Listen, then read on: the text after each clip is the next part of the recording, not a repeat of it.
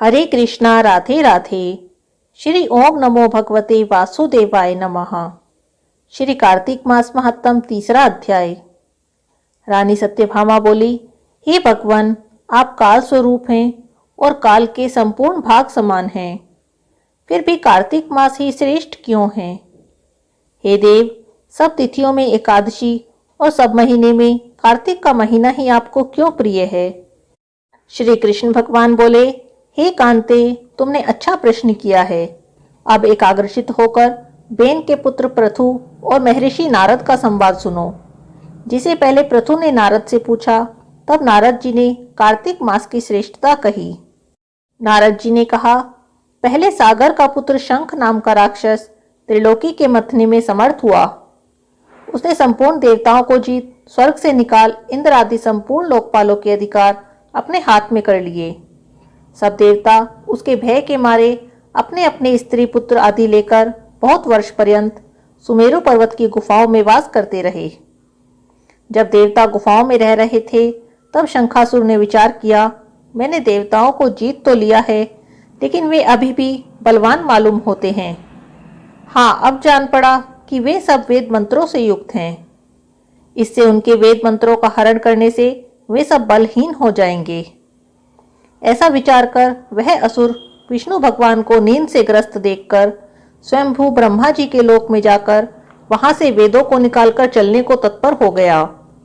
तब वे उसके भय के मारे यज्ञ के मंत्र और बीजों समेत जल में प्रवेश कर गए। तब तो वह शंखासुर भी उन्हें ढूंढता हुआ समुद्र के भीतर विचरने लगा, परंतु वे वेद एक स्थान पर कहीं भी प्राप्त न हुए। पीछे से ब्रह्मा जी सब देवताओं को संग ले पूजा की सब सामग्री इकट्ठी कर वैकुंठ में भगवान विष्णु की शरण में आए।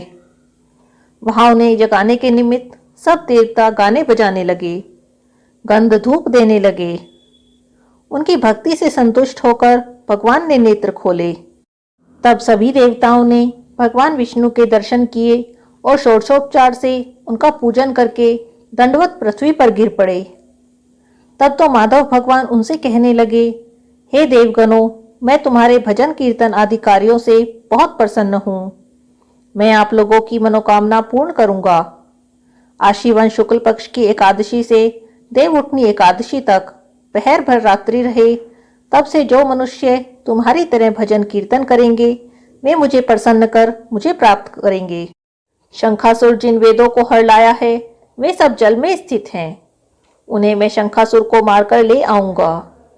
अब से बीज मंत्र समेत सब वेद प्रतिवर्ष कार्तिक के महीने में सदा ही जल में निवास करा करेंगे। मत्स्य रूप धारण करके अब मैं जल में जाता हूँ। तुम संपूर्ण मुनियों को लेकर संग में आओ। इस लोक में जो अच्छे मनुष्य प्रातःकाल स्नान करते हैं, वे निश्चय अक्षत स्नान के फल को प्राप्त होते हैं।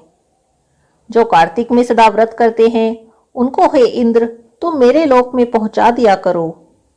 हे यम, तुम उनकी सदा ही विघ्नों से रक्षा करो। हे वरुण, तुम उनको पुत्र पौत्रादि देते रहो।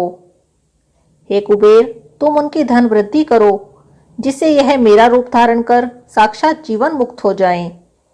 और हे अन्य देवताओं, जो जन्म से मृत्यु तक उन बातों को धारण करते हैं, वे तुम्हारे द्वारा भी पूज्य हैं। जैसे तुमने मुझे एकादशी को जगाया है, इसीलिए यह तिथि सदा ही मनाने योग्य है। श्री कार्तिक मास महात्म तीसरा अध्याय समाप्त। श्री कृष्ण भगवान की जय। श्री विष्णु भगवान की जय। हरे कृष्णा, राधे राधे।